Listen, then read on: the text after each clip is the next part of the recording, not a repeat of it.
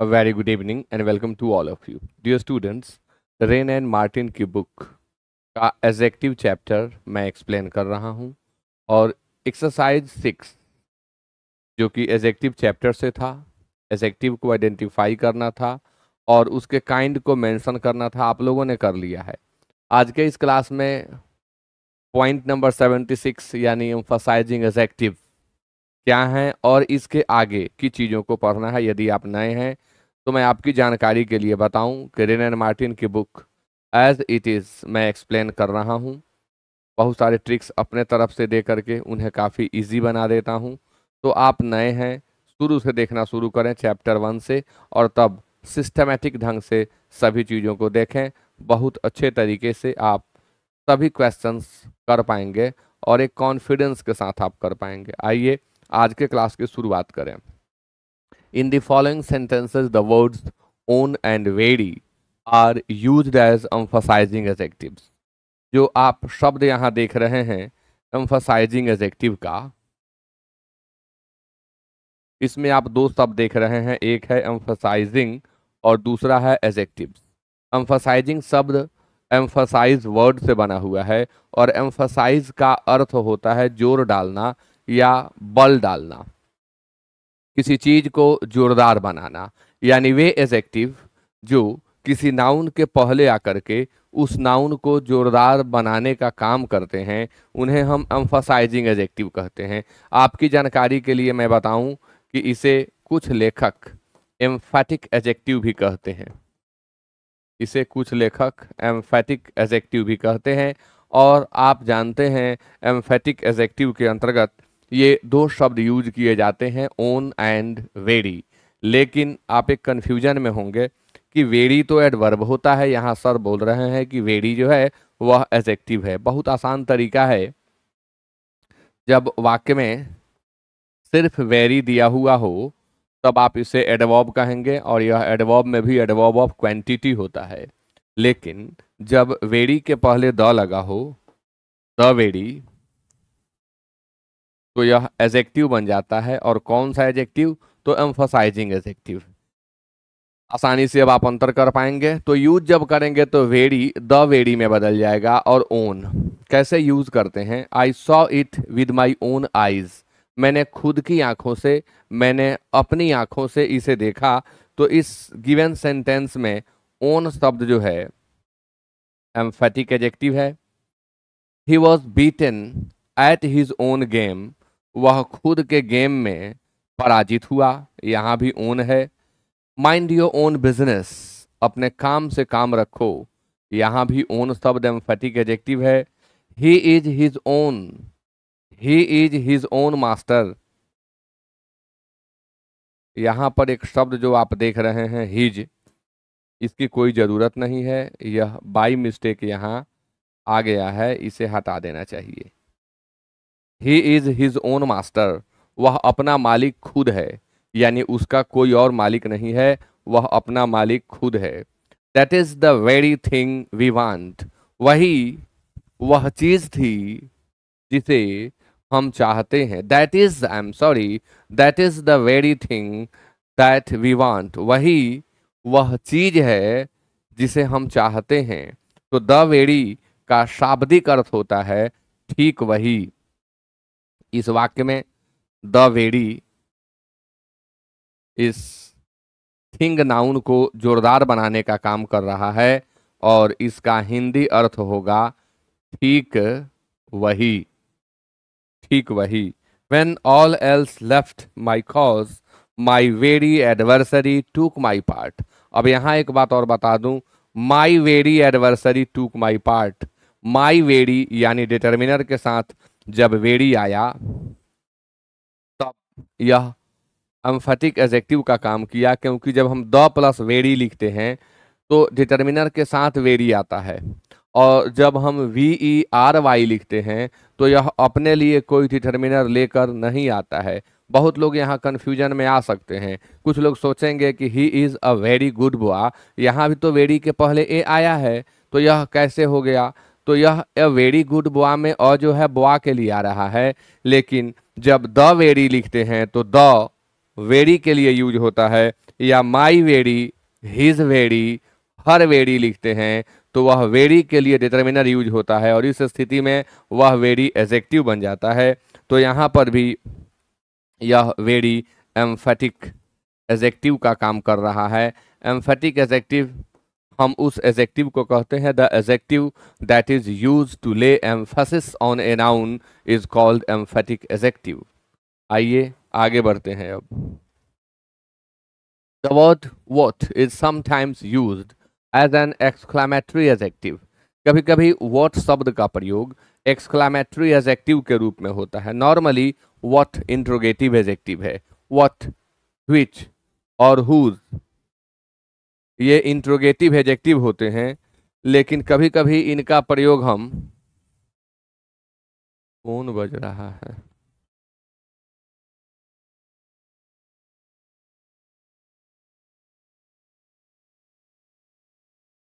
तो what generally interrogative adjective के रूप में यूज होता है, लेकिन जब what का प्रयोग हम एक्सक्लामेटरी सेंटेंस में करते हैं यह एक्सक्लामेटरी एडजेक्टिव कहा जाता है। और ऐसे वाक्य आपके सामने हैं, what genius, what folly, what an idea, what a blessing, what a piece of work। इन सभी वाक्यों में जो आप what देख रहे हैं, जो what आप यहाँ देख रहे हैं, ये what सभी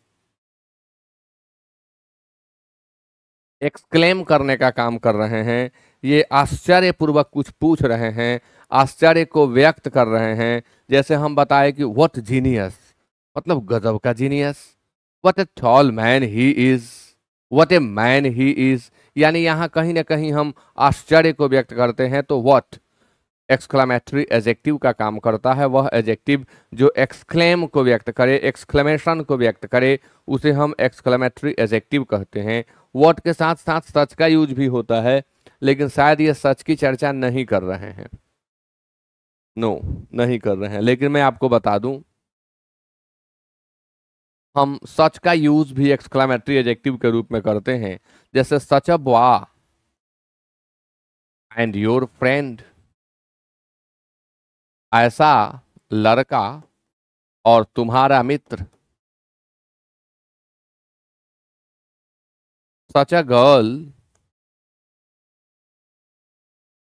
एंड हिज फियांसी। तो सच अ गर्ल, यहाँ मुझे एक्सक्लामेशन का चिन्ह देना था। इन दोनों वाक्यों में आप देखेंगे जिस सच का इस्तेमाल मैंने किया, ये एक्सक्लेमेटरी सेंस को रखते हैं, ये एक्सक्लेमेशन को व्यक्त करते हैं। यानी इसमें या तो हम बहुत अच्छी या बहुत बुरी अवस्था या क्वालिटी को व्यक्त करते हैं। ऐसा आदमी और तुम्हारा रिश्तेदार, ऐसा लड़का और तुम्हारा दोस्त, ऐसी लड़की और तुम्हारी मंगेतर, यानी हम एक्सक्लेम कर रहे होते हैं। तो वह एडजेक्टिव जिससे एक्सक्लेमेशन का बोध हो उसे हम एक्सक्लेमेटरी एडजेक्टिव कहते हैं। और अंग्रेजी के अंतर्गत दो तरह के ये शब्द हैं, एक व्हाट है और दूसरा सच है।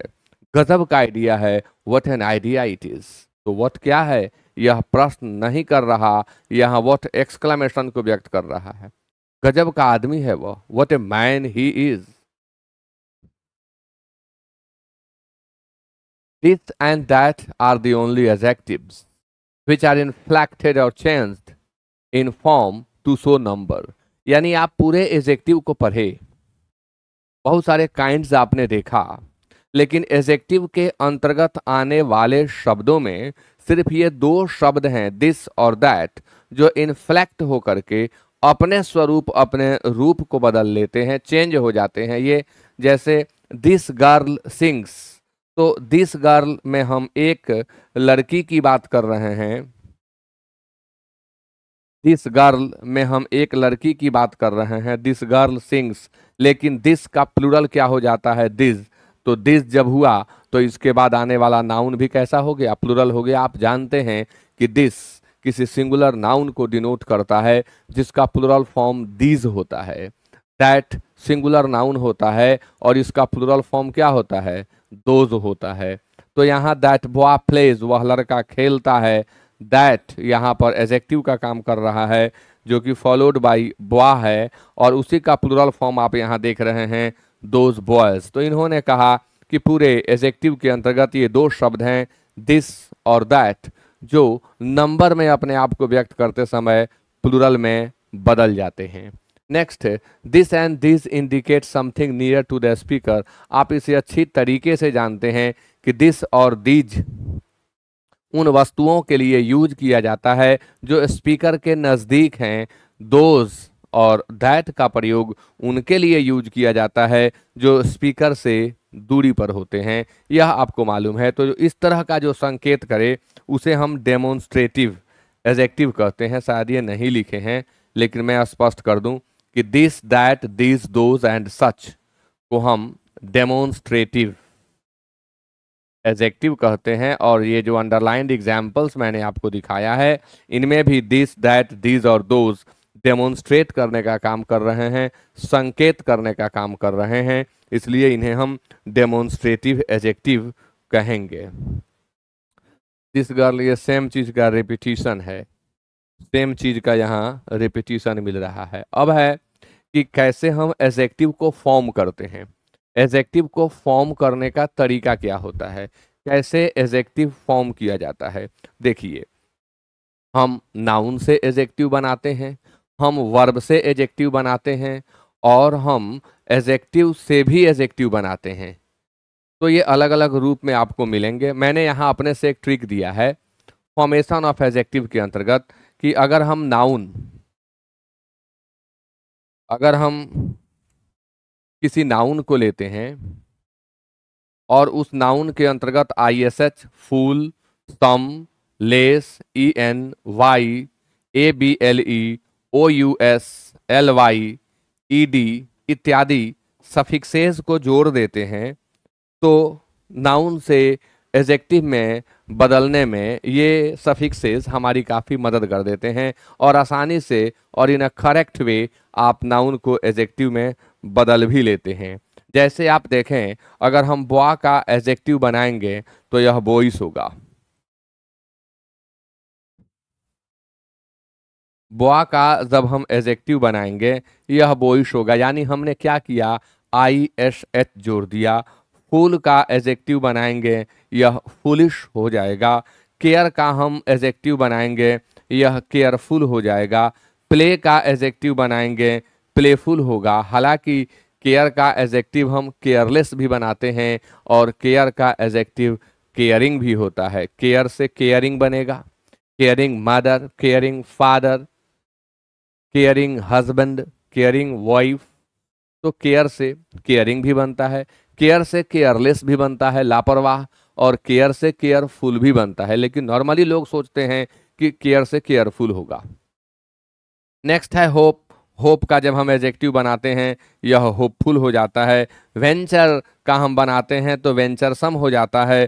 ट्रबल का एडजेक्टिव बनाते हैं तो ट्रबलसम हो जाता है। आपने देखा कि बाद में ISH, SOME इत्यादि सफिक्सेज को जोड़ देने से जो वर्ड है, रूट वर्ड नाउन है, वह बदल जा रहा है एडजेक्टिव में, और वह विशेषता बताने का काम कर रहा है। नेक्स्ट है कि हम पार्डन का एडजेक्टिव बनाएंगे तो पार्डनेबल हो जाएगा। हम कंपेयर का एडजेक्टिव बनाएंगे कंपेयरेबल हो जाएगा। लाफ का एडजेक्टिव बनाएंगे लाफेबल हो जाएगा। लाउड का एडजेक्टिव बनाएंगे लाउडेबल हो जाएगा। तो बहुत सारे शब्द हैं जिनमें एबल लग जाता है।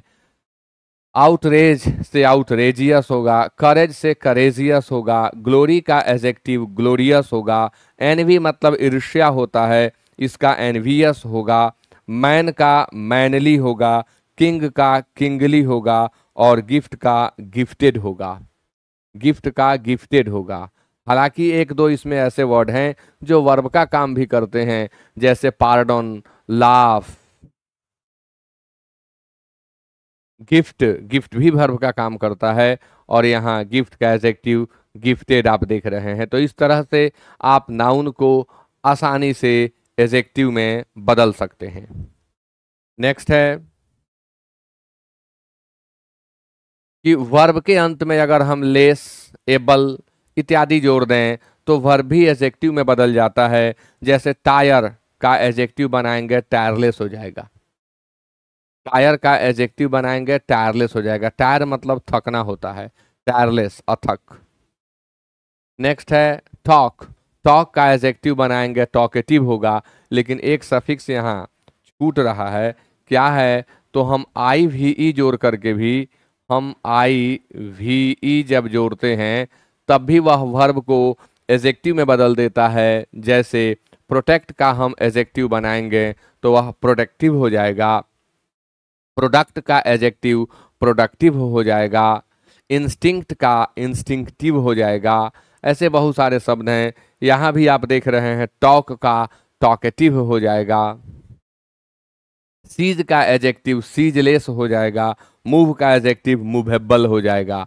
तो वर्ब से भी हम एडजेक्टिव बनाते हैं और एडजेक्टिव से भी हम एडजेक्टिव बनाते हैं। सब बड़ी आसान चीज़ें हैं, केवल आपको सफिक्सेज कुछ याद कर लेने हैं जिससे आप आसानी से बना लेंगे। एडजेक्टिव के अंत में भी यदि हम ए एल जोड़ दें, हम सम जोड़ दें, फोल्ड जोड़ दें, आई एस एच जोड़ दें या एल वाई जोड़ दें तो वे एडजेक्टिव में बदल जाते हैं। एल वाई बहुत कम, लेकिन बहुत कम। जनरली जब हम एडजेक्टिव में एल वाई जोड़ते हैं तो वे एडवर्ब ऑफ मैनर बन जाते हैं, लेकिन एक दो हैं जिनमें एल वाई जुटेगा, आपको मैं आगे दिखाने वाला हूं। ट्रेजिक का एडजेक्टिव बनाएंगे ट्रेजिकल होगा। कॉमिक का बनाएंगे, कॉमिक खुद एडजेक्टिव है लेकिन कॉमिक का कॉमिकल हो जाएगा। हिस्टोरिक खुद एडजेक्टिव है लेकिन हिस्टोरिक का हिस्टोरिकल हो जाएगा। तो ऐसे बहुत से एडजेक्टिव हैं जिनसे एडजेक्टिव ए एल जोड़कर बनाया जाता है।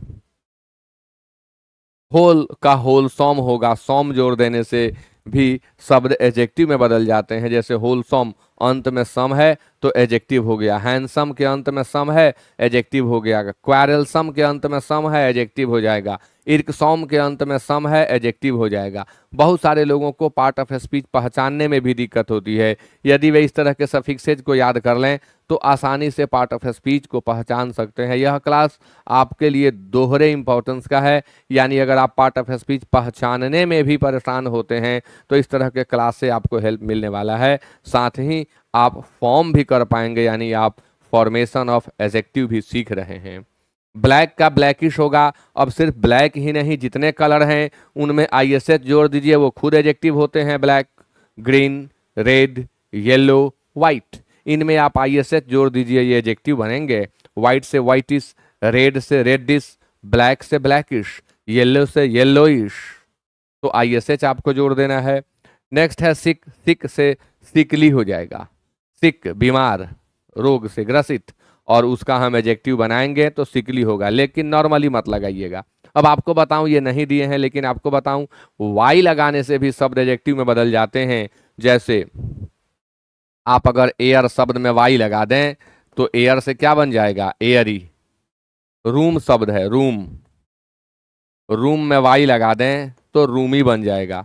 आप स्पाइस में वाई लगा दें तो स्पाइसी बन जाएगा। तो कुछ नाउन होते हैं जिनके अंत में आप वाई जोड़ेंगे तो भी वे एडजेक्टिव में बदल जाएंगे। एयर मीन्स हवा होता है, एयरी मीन्स हवादार होता है। रूम मीन्स होता है जगह, रूम मीन्स होता है कमरा, और रूमी मीन्स होता है काफ़ी जगह वाला, यानी वह कमरा जो काफ़ी बड़ा हो, जिसके भीतर काफ़ी स्पेस हो। रूमी का सिनोनिम स्पाइसस होता है और कमोडियस होता है। स्पाइस से स्पाइसी बन गया, मसालेदार हो गया। तो ये ट्रिक इसमें नहीं दिए हैं रेनन मार्टिन की बुक में, मैंने अपने से ऐड किया। अब एक्सरसाइज 6 पिछले क्लास में मैंने आपको होमवर्क दिया था और चेक भी कर दिया हूँ, यानी मैंने उसे एक्सप्लेन भी कर दिया। आज के इस क्लास में मैं आपको फिर से एक होमवर्क दे रहा हूँ। आप सभी लोग एक्सरसाइज इन कॉम्पोजिशन 7 में सॉल्व करेंगे क्वेश्चंस को। सप्लाई सुटेबल एडजेक्टिव्स, यानी उपयुक्त एडजेक्टिव को फील करके आपको इन वाक्यों को कंप्लीट कर देना है। The town stood a dash seas, अब इस डैश में आपको एक सुटेबल एडजेक्टिव भर देना है। द डैश प्राइज वॉज वोन बाई अ हिंदू, कौन सा प्राइज था जिसे हिंदू ने जीता, तो वहां आपको एक एडजेक्टिव रख देना होगा। The dash woman lives in wretched hut, तो इसमें क्या रखें कि यह सेंटेंस मीनिंगफुल हो जाए, तो यह काम आपको कर लेना है। नेक्स्ट क्लास में जब मैं आऊँगा तो इन चीज़ों को एक्सप्लेन करूँगा। इतने सारे क्वेश्चंस आप सॉल्व कर लेंगे आज के क्लास में, फिर उसके बाद का होमवर्क ये रहेगा। लेकिन इतने सारे क्वेश्चंस आप सॉल्व कर लें। नेक्स्ट क्लास में जब मैं आऊँगा तो इन सभी क्वेश्चंस को एक्सप्लेन करूँगा और आप चेक कर लेंगे, फिर उसके आगे पढ़ाई होगी।